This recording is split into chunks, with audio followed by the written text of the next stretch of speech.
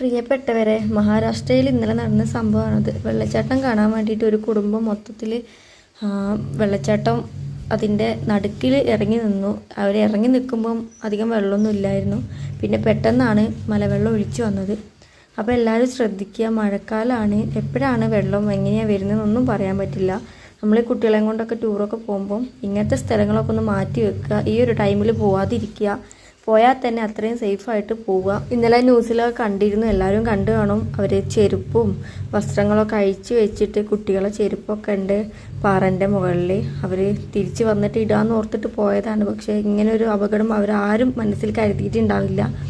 അപ്പോൾ എല്ലാവരും ശ്രദ്ധിക്കുക, മാക്സിമം ഇങ്ങനത്തെ സ്ഥലങ്ങളിലൊന്നും ആരും പോവാതിരിക്കുക, ശ്രദ്ധിക്കുക. നമുക്ക് ഒന്നും ചെയ്യാൻ പറ്റാത്തൊരു സംഭവമാണ് വെള്ളം എന്ന് പറയുന്നത്. തീയാണെങ്കിൽ നമുക്ക് വെള്ളം കൊണ്ട് കെടുത്താം, പക്ഷേ വെള്ളം വന്നാൽ നമ്മൾ എന്താ ചെയ്യുക? അതുകൊണ്ട് എല്ലാവരും ശ്രദ്ധിക്കുക.